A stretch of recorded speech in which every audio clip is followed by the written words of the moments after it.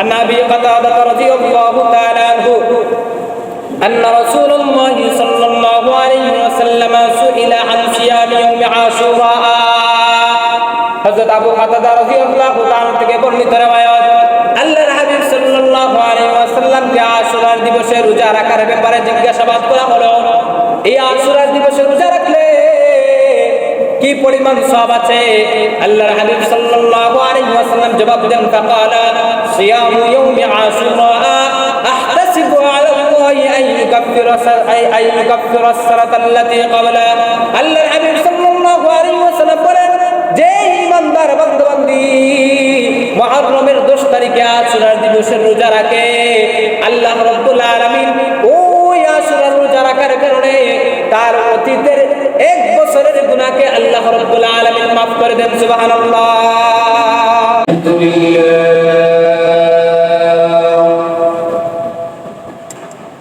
আলহামদুলিল্লাহ নাহমাদুহু ওয়া নাস্তাঈনুহু ওয়া নাস্তাগফিরুহু ওয়া নু'মিনু বিহি ওয়া নাতাওয়াক্কালু আলাইহি ওয়া না'উযু বিল্লাহি মিন শুরুরি আনফুসিনা ওয়া মিন সাইয়্যাতি আ'মালিনা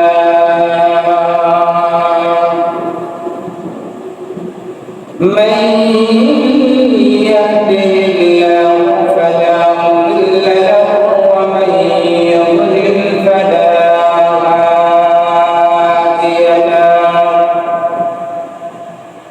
ونشهد أن لا إله إلا الله وحده لا شريك له ونشهد أن سيدنا وسندنا وحبيبنا وحبيب ربنا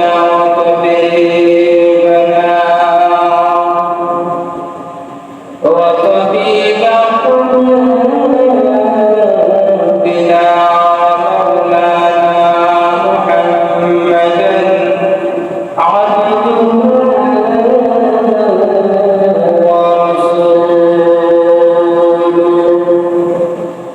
الذي أرسله بالحق بشيرا ونذيرا وداعيا إلى الله بإذنه وسراجا منيرا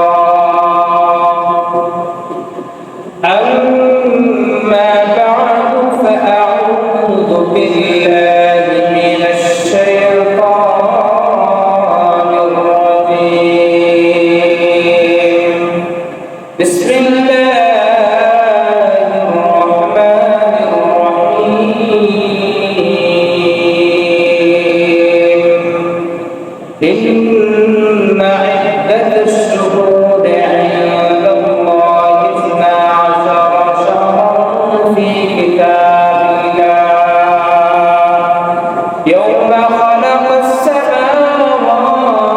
السماوات والأرض منها أربعة حرم ذلك الدين القيم فلا تظلموا فيهن أنفسكم وقاتلوا المشركين كافة كما يقاتلونكم كافة واعلموا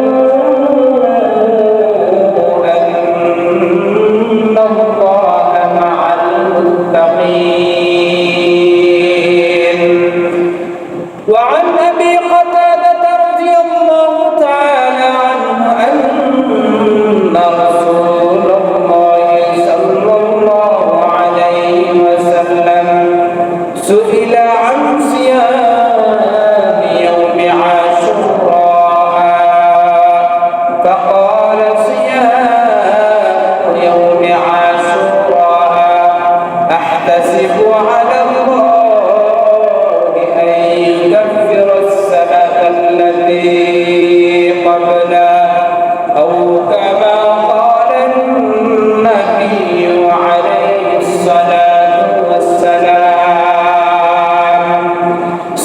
الله مولانا العظيم وصدق رسوله النبي الكريم ونحن على ذلك من الشاهدين والشاكرين والذاكرين والحمد لله رب العالمين.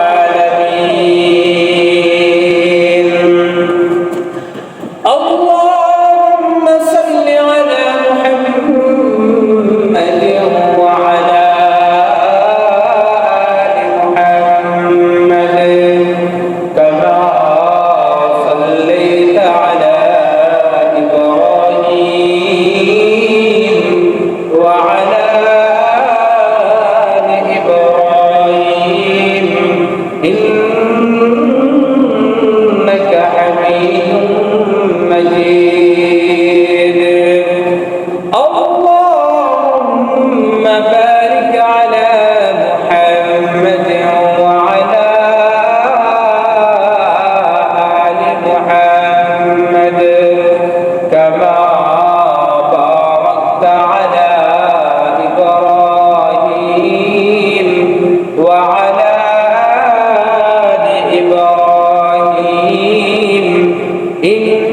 إنك حميد مجيد. بلغ العلا بكماله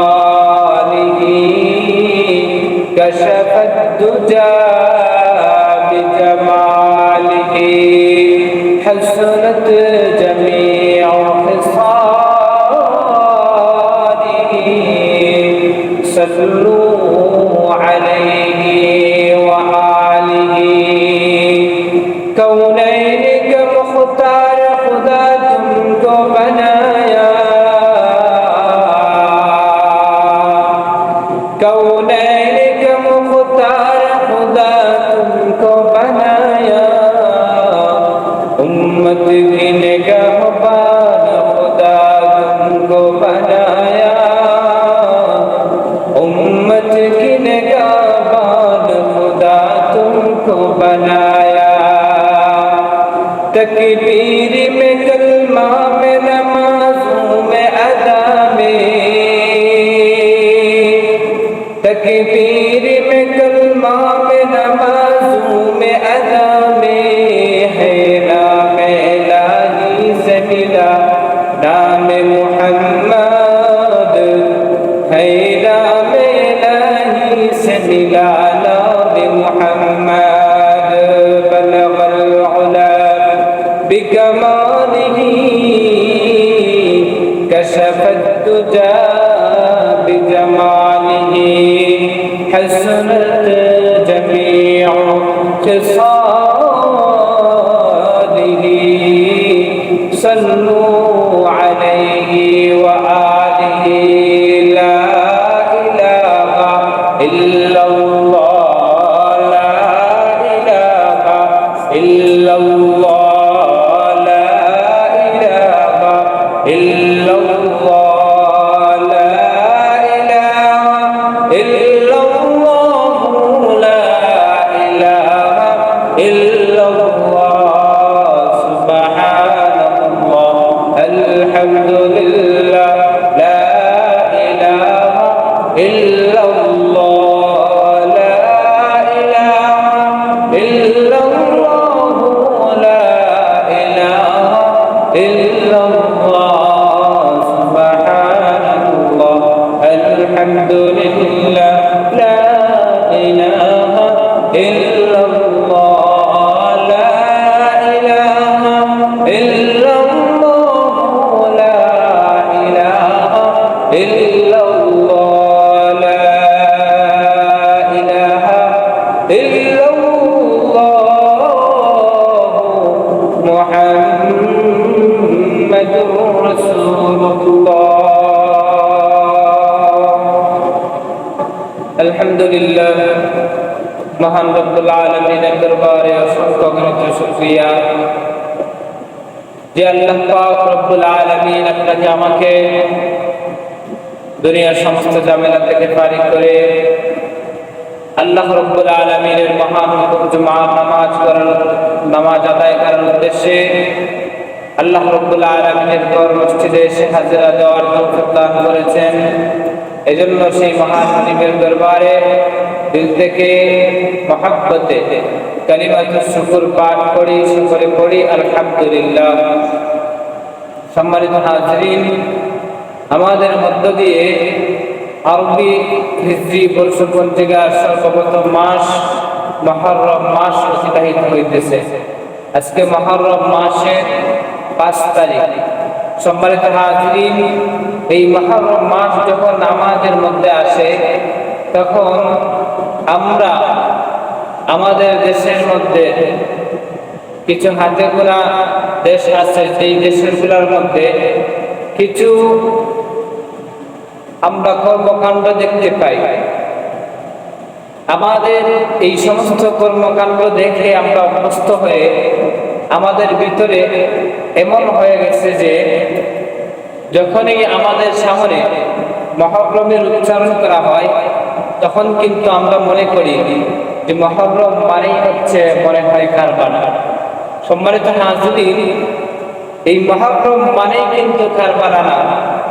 এই মুহররমের তাৎপর্য কিন্তু কারবালার মাধ্যমে হয় নাই, বরং আল্লাহ রাব্বুল আলামিন আদিকাল থেকে দুনিয়ার সৃষ্টির সূচনা লগ্ন থেকে নিয়ে আল্লাহর হাবিব সাল্লাল্লাহু আলাইহি ওয়াসাল্লাম পর্যন্ত, এমনকি আল্লাহর হাবিব সাল্লাল্লাহু আলাইহি ওয়াসাল্লাম থেকে নিয়ে আজ অবধি কিয়ামত পর্যন্ত আল্লাহ রাব্বুল আলামিন এই মুহররমের তাৎপর্য আল্লাহ রাব্বুল আলামিন বিভিন্ন মাধ্যমে এটা বান্দাদের মধ্যে প্রমাণ করে দিয়েছেন।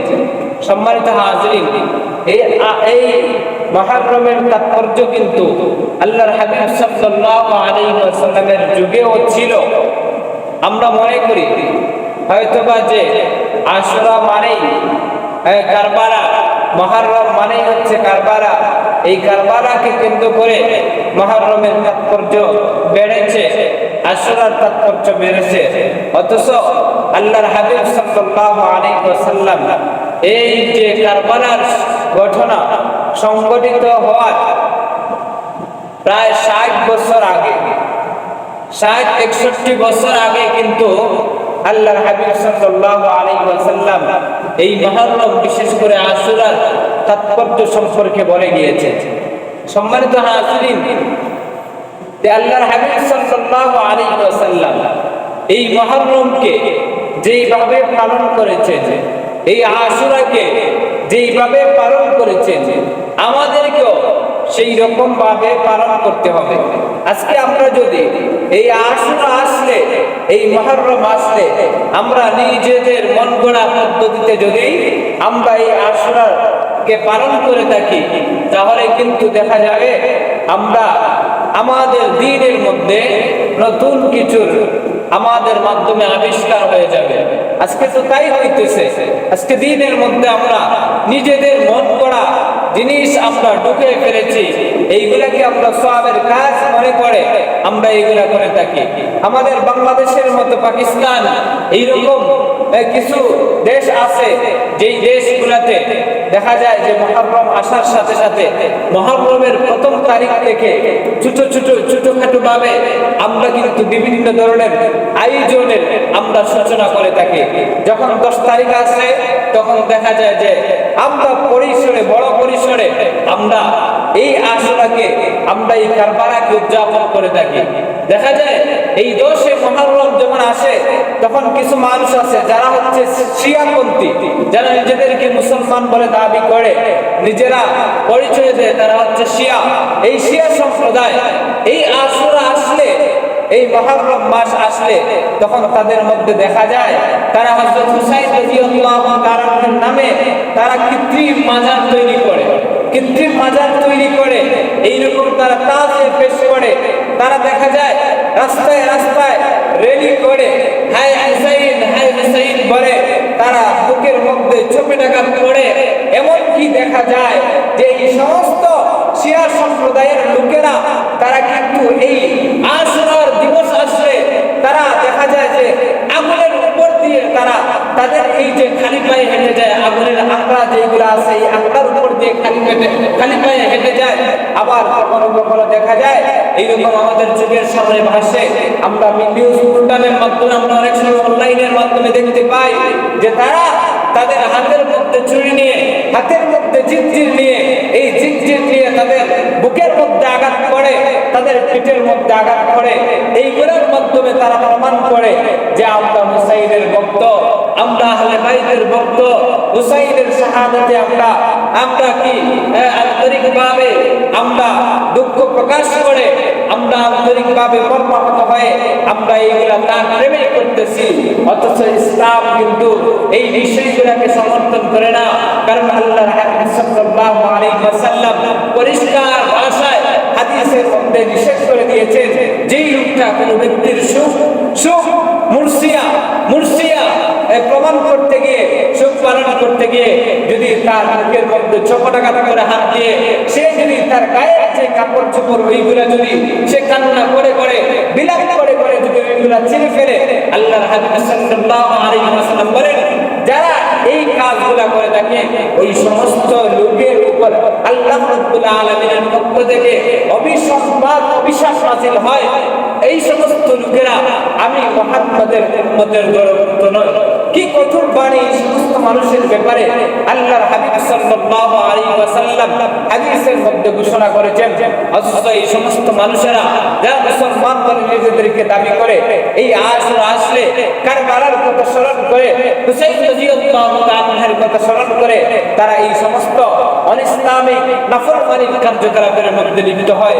আল্লাহ রাব্বুল আলামিন কিন্তু এই যে বছরের 12 মাসের মধ্য থেকে 4টা মাসকে সম্মানিত করেছেন, এই সম্মানী মাসের মধ্যে থেকে একটা গুরুত্বপূর্ণ মাস, যেই মাসটা হচ্ছে মুহররম মাস।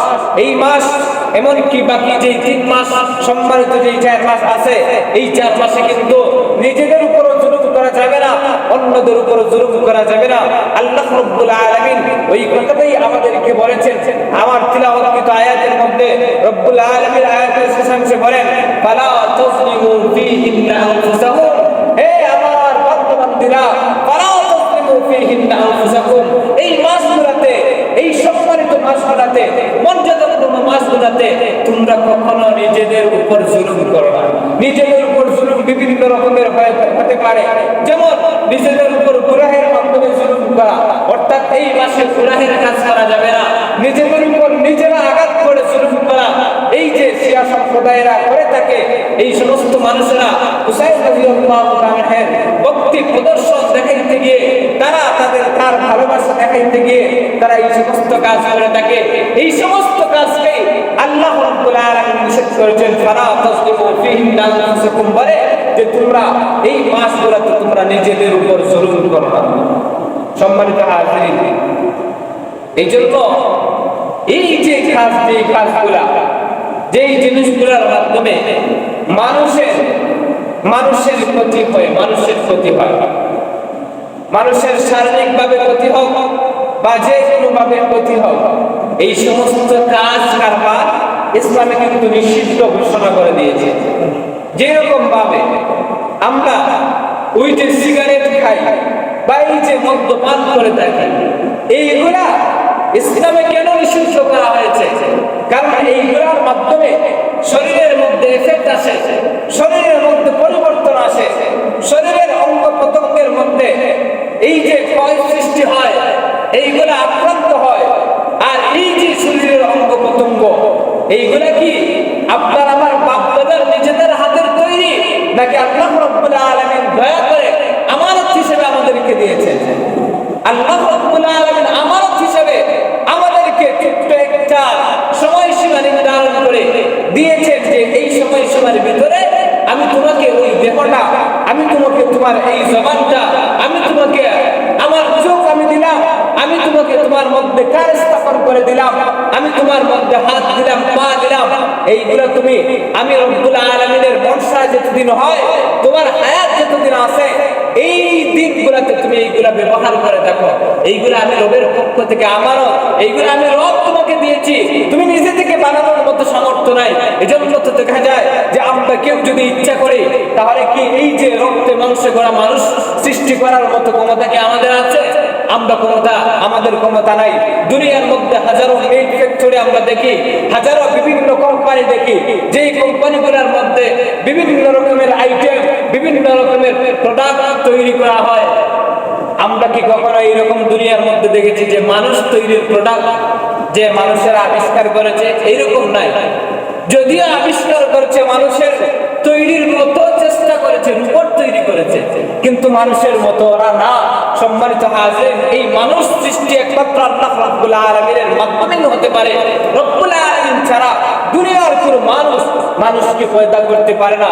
আল্লাহ রাব্বুল আলামিন তিনি নিজ হাতে মানুষকে সৃষ্টি করেছেন। সুতরাং মানুষকে সৃষ্টি করে তার যে দেহ অবয়ব আল্লাহ রাব্বুল আলামিন তার দেহ কাঠামো তৈরি করে দিয়েছেন। এই দেহ কাঠামো আল্লাহ রাব্বুল আলামিন ক্ষণিকের সময়ের জন্য, সামান্য সময় সে নিজে তার উপকারার্থে আল্লাহর ইবাদত বন্দেগীর স্বার্থে সে যেন এই তার দেহ অঙ্গ প্রত্যঙ্গ যেগুলো আছে এইগুলাকে সে ব্যবহার করে। এজন্য আল্লাহ রাব্বুল আলামিন দিয়েছেন আমানত হিসেবে। সুতরাং এই সমস্ত অঙ্গ প্রত্যঙ্গকে যদি আমরা এমন কিছু বাবা, এরপরে দেখা যায় যে এই যে মদ, পান, সিগারেট এইগুলার মাধ্যমে যদি আমরা আমাদের এই যে অঙ্গ প্রত্যঙ্গ ফুসফুসের মধ্যে যদি সমস্যা তৈরি করে, তাহলে কিন্তু আল্লাহ রাব্বুল আলামিনের কাছে এই যে সমস্যা তৈরি করার কারণে রব্বুল আলামিনের যে আমানত দেওয়া, এই আমানতের ব্যাপারে আপনাকে আমাকে কিন্তু জিজ্ঞাসাবাদ করতে হবে। এজন্য জিজ্ঞাসাবাদের সম্মুখীন হতে হবে। এজন্য ওলামায়ে কেরাম বলেন যে কোন লোক যদি এইরকম যদি জুলুম করে নিজেদের উপর, যেই জুলুমের মাধ্যমে তার দেহ আক্রান্ত হয়, তার শরীরের অঙ্গ প্রত্যঙ্গ আক্রান্ত হয়, তাহলে কিন্তু এইগুলাই হচ্ছে জুলুম। এইগুলার কারণে এইগুলাই হচ্ছে হারাম।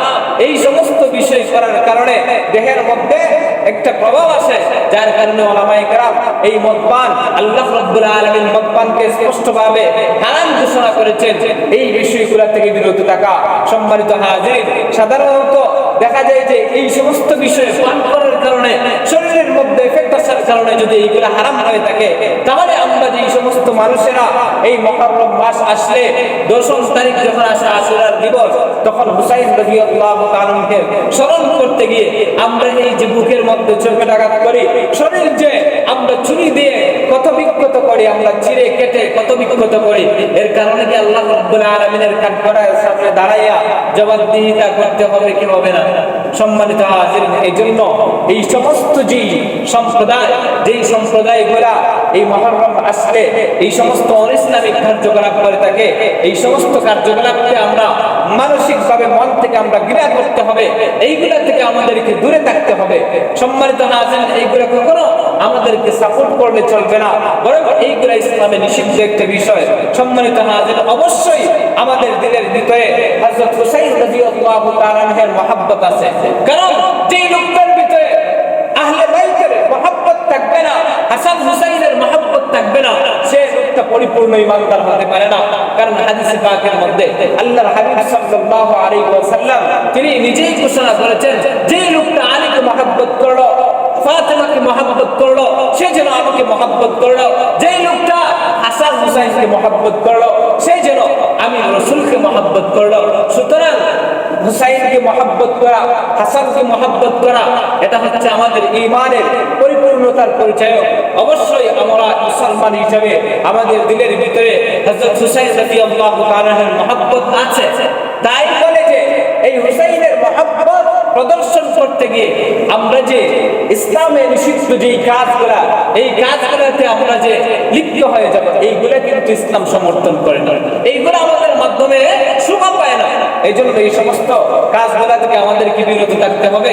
আমরা অবশ্যই এই কারবালার ঘটনা থেকে, হুসাইন রাদিয়াল্লাহু তাআলার শাহাদাত থেকে আমরা অবশ্যই মুসলমান হিসেবে আমরা মর্মাহত। আমরা আক্রান্ত, আমাদের দিলের ভিতরে অবশ্যই তার প্রতি দরদ আছে। তো সেই দরদ থেকে আমরা তার জন্য শাহাদাতের মর্যাদার জন্য আমরা তার জন্য দোয়া করব। সম্মানিত হাজিরিন, আজকে দেখা যায় অনেকেই মনে করে যে এই কারবালার ঘটনাকে কেন্দ্র করেই মনে হয় 10 মুহররম, বিশেষ করে মুহররম মাসের ফজিলত ঘটেছে। সম্মানিত হাজিরিন, আসলে কিন্তু তা না, বরং এই মুহররমের ফজিলত, এই আশুরার ফজিলত এখন থেকে না, আল্লাহর হাবিব সাল্লাল্লাহু আলাইহি ওয়াসাল্লামের যুগেও ছিল, আদি কাল থেকে নিয়ে কিন্তু এই মুহররমের তাৎপর্য কিন্তু ছিল। সম্মানিত হাজির, উদাহরণস্বরূপ আমাদের সমাজের মধ্যে কোনো বিশেষ ব্যক্তি যদি শুক্রবারে মারা যায়, তাহলে কি আমরা বলতে পারবো যে ওই লোকটার ইন্তেকালের কারণে শুক্রবারের দাম বেড়েছে? এই কথা আমরা বলতে পারবো না, বলার সুযোগ নাই। কারণ আল্লাহ রাব্বুল আলামিন দুনিয়ার সৃষ্টি লগ্ন থেকে নিয়ে এই আইয়ামে জুমআ, ইয়াউমুল জুমআ অর্থাৎ শুক্রবার দিবসকে আল্লাহ রাব্বুল আলামিন মর্যাদাপূর্ণভাবে ঘোষণা দিয়েছেন। সুতরাং কোন ব্যক্তির ইন্তেকালের কারণে এই শুক্রবার মর্যাদাপূর্ণ হবে না। ঠিক তদ্রূপভাবে আশুরার দিবসকে আল্লাহ রাব্বুল আলামিন আদিকাল থেকেই মর্যাদাপূর্ণ হিসেবে ঘোষণা করেছেন। সুতরাং হুসাইনের শাহাদাতের কারণে আশুরা যে গুরুত্বপূর্ণ হয়েছে এমন না, বরং আশুরার কারণে, আশুরার দিবসে হুসাইন রাদিয়াল্লাহু তাআলা শাহাদাতের কারণে হুসাইনের শাহাদাতের মর্যাদা আরো বেশি বেড়ে গিয়েছে। সম্মানিত হাজিরিন, এই জন্য এই মাসগুলো আসলে আমরা খুবই সতর্ক আমাদের থাকতে হবে।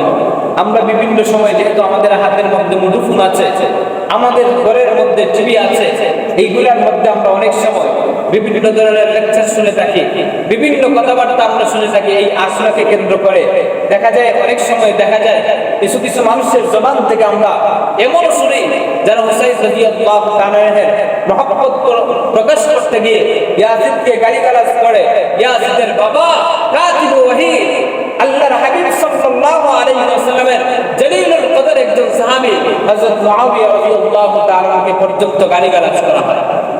অথচ আল্লাহর হাবিব সাল্লাল্লাহু আলাইহি ওয়াসাল্লাম হযরত মুআবিয়া রাদিয়াল্লাহু তাআলার জন্য বিশেষভাবে দোয়া করেছেন, আল্লাহুম্মা হাদি হাদিয়া মাহদিয়া।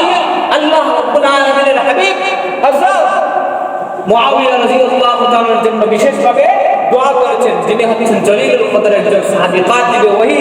কাতিব ওয়াহী ছিলেন যিনি ওয়াহী লেখক ছিলেন। এই যে কোরআনের আয়াত যে নাযিল হইতো, যে এই সমস্ত সাহাবায়ে কেরামরা এই কোরআনের আয়াত লিপিবদ্ধ করে রাখতেন, এই সমস্ত বিশিষ্ট সাহাবাদের মধ্য থেকে হযরত মুআবিয়া রাদিয়াল্লাহু তাআলা তিনি ছিলেন একজন উল্লেখযোগ্য তিনি সাহাবী, যিনি এই যে কোরআনের লেখার যে দায়িত্ব, এই দায়িত্ব কিন্তু আঞ্জাম দিয়েছিলেন। এই হযরত মুআবিয়া রাদিয়াল্লাহু তাআলাকে আমরা সাক্ষাৎ করাই, পড়াই ইয়াজিদকে উদ্দেশ্য করে, ইয়াজিদের বাবা হযরত মুআবিয়া রাদিয়াল্লাহু তাআলা যাকে আমরা দেখা যায় গান বন্ধ করে থাকি। সম্মানিত হাজির, শুধু তাই নয়, এই সমস্ত শিয়া সম্প্রদায়, এই সমস্ত লোকেরা হযরত মুআবিয়াকে যে গালিগালাজ করে এমন না, বরং জলিলুল কদর সাহাবী হযরত আবু বকর, হযরত উমর রাদিয়াল্লাহু তাআলার মতো এই যে উল্লেখযোগ্য সাহাবী, প্রথম সারির সাহাবী, তাদেরকে পর্যন্ত তারা গালিগালাজ করে। তারা বলে যে খেলাফতের হকদার ছিলেন হযরত আলী রাদিয়াল্লাহু তাআলা, আবু বকর, উমর। এই জিনিসটা তারা নিজেদের কি করেছে, নিজেদের শক্তি খাটায়া তারা কিন্তু আলীকে খেলাফতের দায়িত্ব না দিয়ে তারা কিন্তু নিজেরা চিনিয়ে নিয়ে গেছে। এইরকম কথাবার্তা তারা বলে থাকেন, নাউজুবিল্লাহ। অথচ আল্লাহর হাবিব সাল্লাল্লাহু আলাইহি ওয়াসাল্লাম তিনি জীবিত থাকা অবস্থায় কিন্তু এই খেলাফতের ব্যাপারে হযরত আবু বকর সিদ্দিক রাদিয়াল্লাহু তাআলাকে যদিও সরাহাতান তিনি বলেন নাই, কিন্তু ইশারাতান কিন্তু বলে গিয়েছেন। যেমন এই যে আপনারা জানেন, আল্লাহর হাবিব সাল্লাল্লাহু আলাইহি ওয়াসাল্লাম যখন মুমূর্ষ অবস্থায় ছিলেন, বিছানার মধ্যে এই যে মৃত্যুর আগ মুহূর্তে তিনি গড়াগড়ি করতেছিলেন, এমন সময় আল্লাহর হাবিব সাল্লাল্লাহু আলাইহি ওয়াসাল্লাম নামাজ পড়াইতে পারতেছিলেন না। সাহাবায়ে কেরাম কাতারবন্দি হয়ে, সফবন্দি হয়ে আল্লাহর হাবিবের জন্য অপেক্ষা করতেছিলেন। আল্লাহর হাবিব হুজরা থেকে বের হয়ে এসে আমাদেরকে সামনে নিয়ে তিনি নামাজ আদায় করবেন, কিন্তু আল্লাহর হাবিবের এতটাই অসুস্থতা ছিল যার কারণে তিনি নামাজের ইমামতি করতে পারে নাই। ওই সময় আল্লাহর হাবিব সাল্লাল্লাহু আলাইহি ওয়াসাল্লাম কাকে ইশারা করেছিলেন ইমামত করার জন্য? হযরত আবু বকর সিদ্দিক রাদিয়াল্লাহু তাআলাকে ইশারা করেছিলেন। সম্মানিত হাজির, এইরকম আরো বিভিন্ন ইশারার মাধ্যমে এই জিনিসটা পাওয়া যায় যে হযরত আবু বকর রাদিয়াল্লাহু তাআলা রাসূলের ইন্তেকালের পরে তিনি খেলাফতের যোগ্য। এই যে হযরত আবু বকর, হযরত উমর রাদিয়াল্লাহু তাআলার মতো প্রথম সারির সাহাবায়ে কেরামদেরকে কিন্তু তারা এই সমস্ত পাষণ্ড মানুষেরা তারা গালিগালাজ করে থাকে। সম্মানিত হাজিরিন, অত সাহাবায়ে কেরামের মর্যাদা আল্লাহ রাব্বুল আলামিন কোরআনের মধ্যে তিনি ঘোষণা করেছেন। সাহাবায়ে কেরামের মর্যাদা সাহাবায়ে কেরাম তো এমন ব্যক্তিত্ব যেই সমস্ত মানুষের উপর আল্লাহ রাব্বুল আলামিন আয়াত নাযিল করে ঘোষণা দিয়েছেন যে আমি তোমাদের উপর সন্তুষ্ট। সুবহানাল্লাহ। এই যে আমরা যে আছি সাধারণ মানুষ, আমাদের ব্যাপারে কি কখনো আল্লাহ বলেছেন যে আমি তোমাদের উপর সন্তুষ্ট? এই কথা আমাদের ব্যাপারে বলেন নাই, বরং সাহাবায়ে কেরামদের ব্যাপারে আল্লাহ রাব্বুল আলামিন কোরআনে কারীমের মধ্যে আয়াত নাযিল করে তিনি বলেছেন, ঘোষণা দিয়েছেন আমি সাহাবায়ে কেরামের উপর সন্তুষ্ট। আল্লাহ রাব্বুল আলামিন কোরআনে কারীমের মধ্যে ঘোষণা করেন, লাকাদ রাদিয়াল্লাহু আনিল মুমিনিনা ইয ইউবাইউনাকা তাহতাশ শাজারা।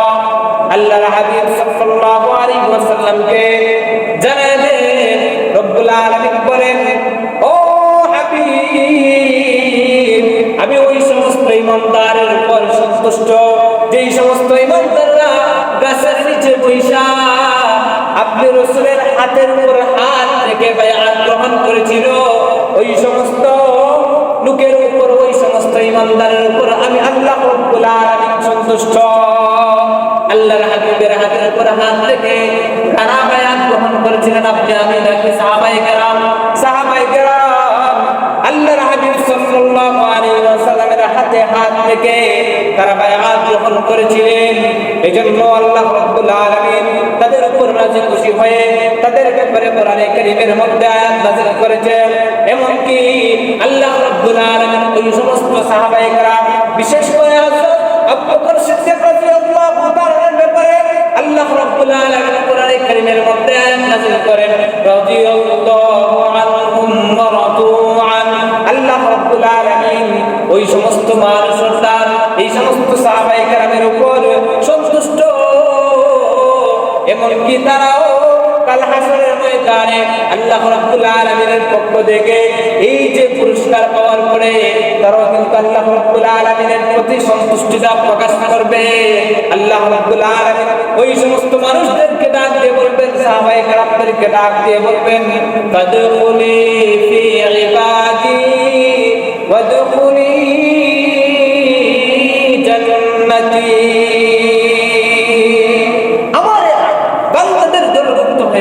জান্নাতের মধ্যে প্রবেশ করে নাও।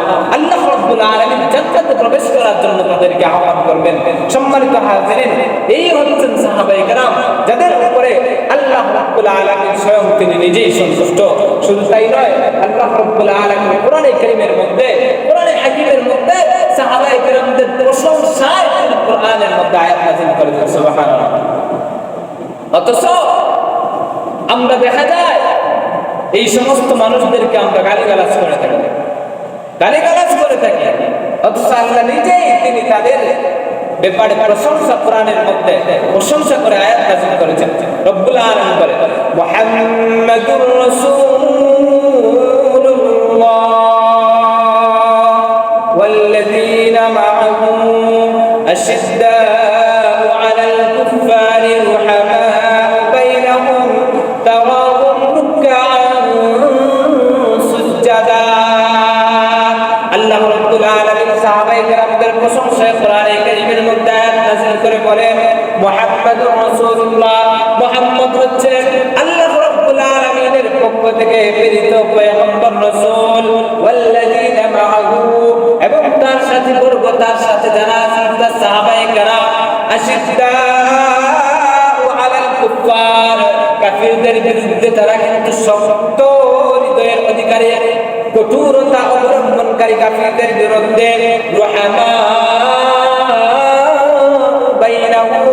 এবং নিজেদের ব্যাপারে একজন ইমানদার আর একজন ইমানদারের ব্যাপারে তারা কিন্তু কোমল হৃদয়ের অধিকারী, অর্থাৎ কোমলতা প্রদর্শনকারী। আল্লাহ রাব্বুল আলামিন এই আয়াতের মধ্যে সাহাবায়ে কেরামদের প্রশংসা করেছেন। হ্যাঁ, সাহাবায়ে কেরামদের প্রশংসায় আল্লাহ রাব্বুল আলামিন এই আয়াত নাযিল করেছেন। সুতরাং যেই জায়গার মধ্যে, কোরআনের মতো জায়গার মধ্যে আল্লাহ রাব্বুল আলামিন যেই সাহাবায়ে কেরামদের ব্যাপারে প্রশংসা করে, তাদের উপর সন্তুষ্টির কথা উল্লেখ করে আয়াত নাযিল করেছেন, এই সমস্ত সাহাবায়ে কেরামদেরকে আমরা কোন মুখে গালি দেই আমাদেরকে একটু লজ্জা হয় না? এই জন্য দুস্থ বুজুর্গ, এই সমস্ত মানুষের বেড়াজাল থেকে আমাদেরকে বিরত থাকতে হবে, আমাদেরকে সতর্কতা অবলম্বন করতে হবে। এরা কিন্তু আমাদেরকে ধ্বংস করার চেষ্টা করবে, আমাদের ঈমান আমলের মধ্যে ঘাটতি আনার চেষ্টা করবে। তারা আমাদেরকে দেখাইবে যে ইয়াজিদকে যদি মুআবিয়া রাদিয়াল্লাহু তাআলা শাসনের যদি ক্ষমতা যদি তাকে না দিতেন, যদি তাকে শাসক হিসেবে যদি ঘোষণা করতেন, তাহলে সে তার আদেশে কিন্তু হুসাইন রাদিয়াল্লাহু তাআলাকে এই যে নির্মমভাবে হত্যা করা হতো না, নির্মমভাবে তাকে শাহাদাত করা হতো না।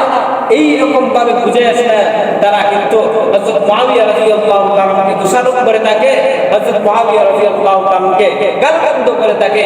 এই রকম আমাদেরকে বুঝানোর চেষ্টা করে যাতে আমরা তাদের সাথে শরীক হই। এজন্য দুস্থ বুজুর্গ সাহাবায়ে কেরাম তারা কিন্তু সত্যের মাপকাঠি, তারা কিন্তু আমাদের আইডল।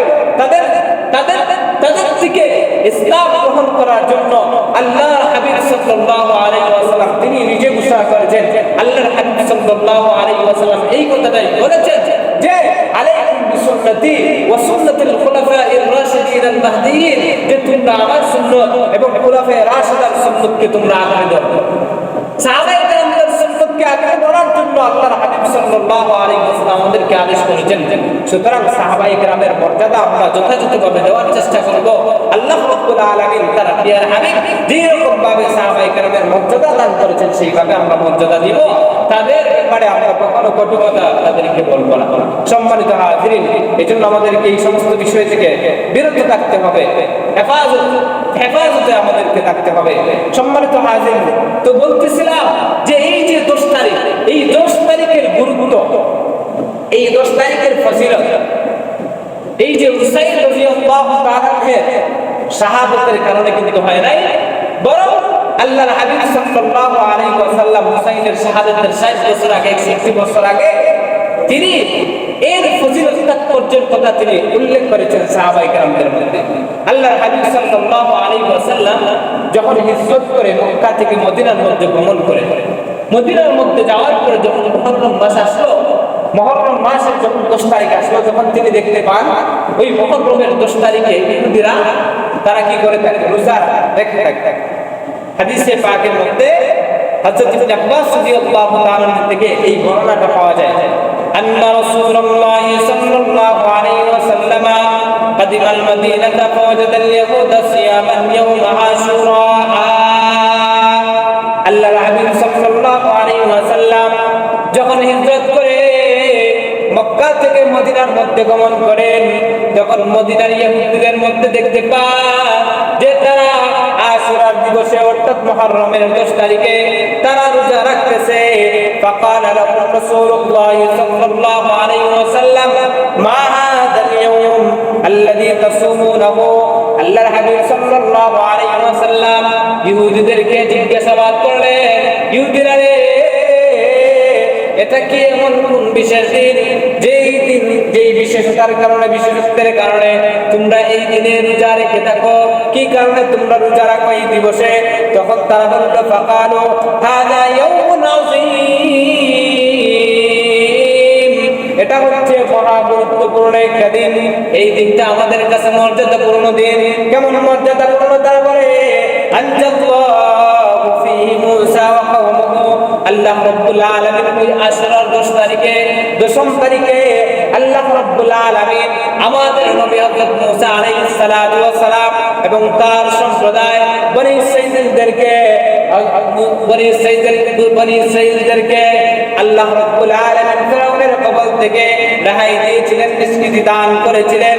ওয়াকাররাকা ফিরআউন ওয়া কওমুহু, এবং ফিরআউন এবং তার যে সম্প্রদায়, তার সাথীবর্গ, তার কওমের লোকেরা যারা আছে, তাদেরকে আল্লাহ রাব্বুল আলামিন সমুদ্রের মধ্যে, পানির মধ্যে ডুবাইয়া তাদেরকে মেরেছিলেন, তাদেরকে হত্যা করেছিলেন। ফাসামাহু মূসা শুকরান, মূসা আলাইহিস সালাতু ওয়াস সালাম শুকরিয়া আদায়েতে ওই দিবসে তিনি রোজা রেখেছেন। ফানাহনু নাসুমুহু, সুতরাং আমরা মূসা আলাইহিস সালাতু ওয়াস সালামের অনুসরণ করতে গিয়ে ওই দিবসেও আমরা রোজা পালন করে থাকি।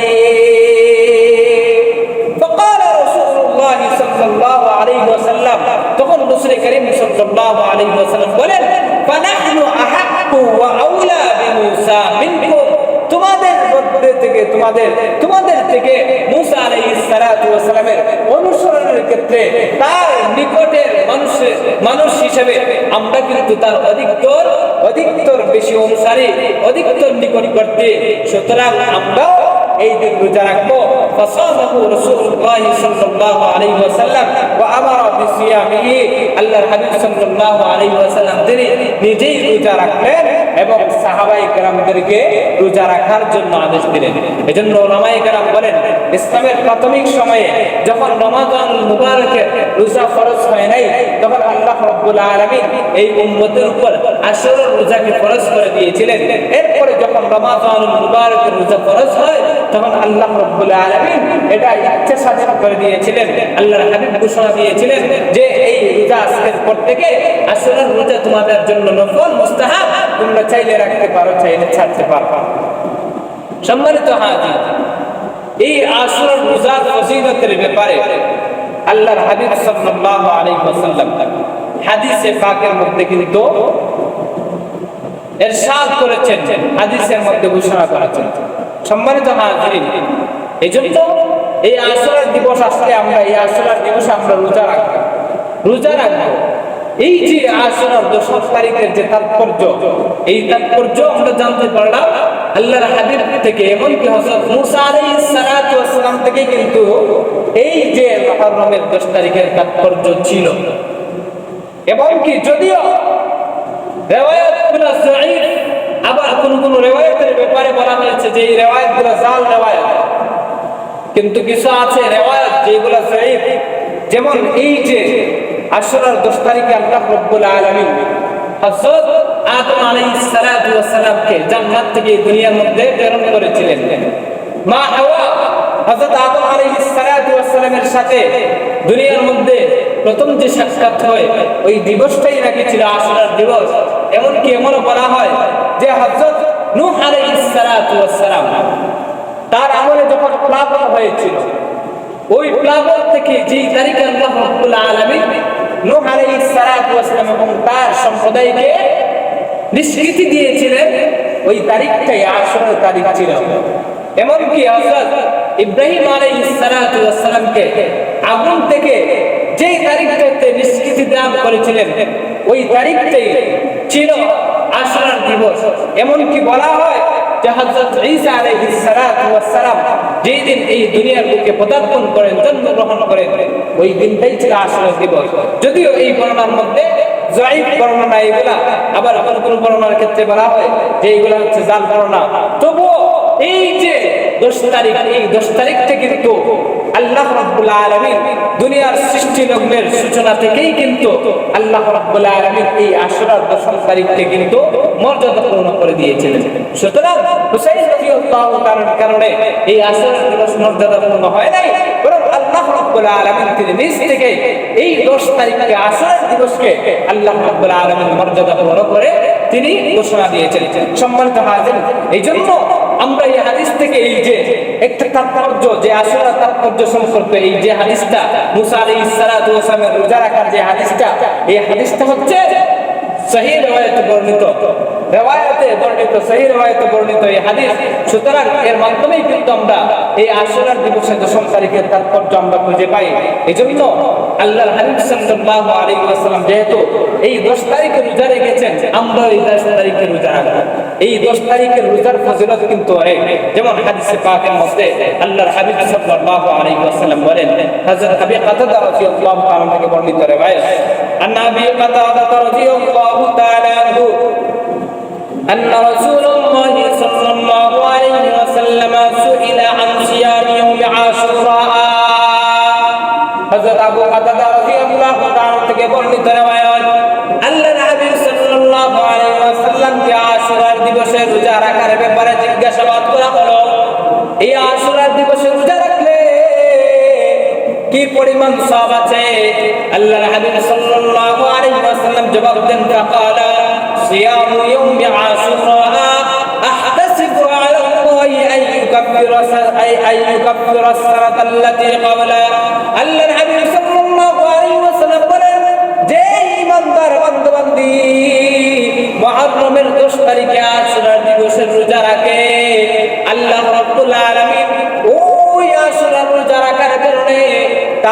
অতীতের 1 বছরের গুনাহকে আল্লাহ রাব্বুল আলামিন মাফ করে দেন। সুবহানাল্লাহ। অতীত জীবনের 1 বছরের গুনাহকে আল্লাহ রাব্বুল আলামিন কি করে দেন? মাফ করে দেন। সম্মানিত হাজিরিন, কি বুঝে গেল? এই আশুরা দিবসের রোজাটা অনেক গুরুত্বপূর্ণ রোজা। সম্মানিত হাজিরিন, এই রোজাটা আমরা কিভাবে রাখবো? শুধুমাত্র কি 10 তারিখে রোজা রাখবো, নাকি 9, 10 বা 10, 11 2 দিন মিলে রোজা রাখবো? এই জিনিসটাও কিন্তু হাদিস থেকে পাওয়া যায়। আল্লাহর হাবিব সাল্লাল্লাহু আলাইহি ওয়াসাল্লাম হাদিসে পাকের মধ্যে তিনি ঘোষণা করেন, খালিফু ফীহিল ইয়াহুদা ওয়া সুমু ইয়াওমান ক্বাবলাহু আও ইয়াওমান বা'দাহু। আল্লাহর হাবিব সাল্লাল্লাহু আলাইহি ওয়াসাল্লাম সাহাবায়ে কেরামদেরকে আদেশ করে যে আশুরার রোজা পালন করার ক্ষেত্রে, আদায় করার ক্ষেত্রে, রাখার ক্ষেত্রে তোমরা ইহুদিদের সাথে মুখালিফত করো। কারণ আল্লাহ হাবিব সাল্লাল্লাহু আলাইহি ওয়াসাল্লাম প্রত্যেকটা ক্ষেত্রে, ইবাদতের ক্ষেত্রে যাতে ইহুদি নাসারার সাথে সাদৃশ্যতা অবলম্বন না হয়, এজন্য কিন্তু উম্মতদেরকে, সাহাবায়ে কেরামদেরকে বিভিন্ন সময় আদেশ করেছেন যেই আমলটা ইহুদিদের সাথে সাদৃশ্য হয়ে যায়, এই আমলটার বিরোধিতা করার জন্য আল্লাহর হাবিব সাল্লাল্লাহু আলাইহি ওয়াসাল্লাম আমাদেরকে আদেশ করেছেন।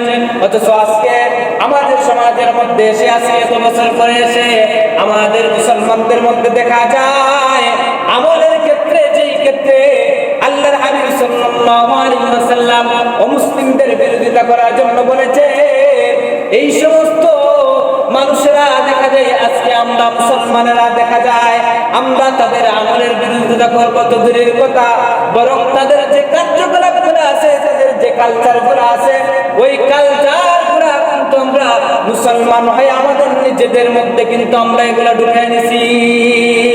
এজন্য দেখবে আমাদের মধ্যে এমন হাজারো যুবক পাওয়া যায়, এই যে অমুসলিমদের যে উৎসব, এইগুলাতে কিন্তু তারা যোগদান করে না। অথচ আপনি কি কখনো এরকম দেখেছেন যে অমুসলিমরা কি কখনো দেখেছেন যে আমাদের ঈদগাহের মধ্যে আসতে, আমাদের শুক্রবারে মসজিদের মধ্যে কি কখনো আসতে দেখেছেন? তারা কিন্তু আমাদের উৎসবের মধ্যে তারা কিন্তু যোগদান করে না। অথচ আমরা কেমন বেহার মার্কা মুসলমান হয়েছি, যেই জায়গার মধ্যে আল্লাহর হাবিব বলেছেন যে ইবাদতের ক্ষেত্রে বিরোধিতা করো, অথচ কালচারের ক্ষেত্রে দেখা যায় আমরা কিন্তু তাদের সাথে সাদৃশ্যতা অবলম্বন করি। এমন হাজারো যুবক যুবতী পাওয়া যায়, দেখা যায় যে খ্রিস্টানরা, অমুসলিমরা, ইহুদিরা যেই পোশাক পরিধান করে আমরা কিন্তু এই পোশাক পরিধান করে থাকি। এই যে আমাদের মধ্যে যে জিনিসটা অতিবাহিত হইতেছে, কোপা আমেরিকা নামে যে ফুটবল ম্যাচগুলা যে আমাদের মধ্যে অতিবাহিত হইতেছে, চলতেছে, অনেক যুবক দেখবে যেই যুবকগুলা দেখা যায় বছরকে বছর চলে যায়, ফজরের মুহূর্তে কিন্তু তারা জাগ্রত হয়ে আল্লাহ রাব্বুল আলামিনের সামনে দণ্ডায়মান হওয়ার জন্য তাদের সুযোগ পায় না।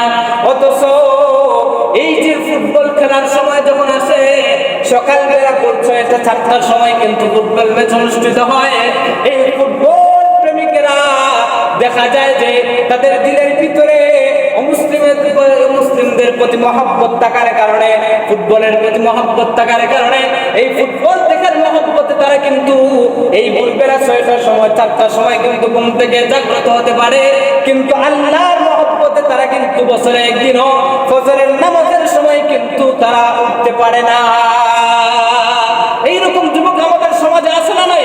হাজারো যুবক আছে, যে সমস্ত যুবকেরা দেখা যায় এই ফুটবল ম্যাচ দেখার জন্য তারা কিন্তু দেখা যায় এই যে ভোরবেলা তারা জাগ্রত হয়।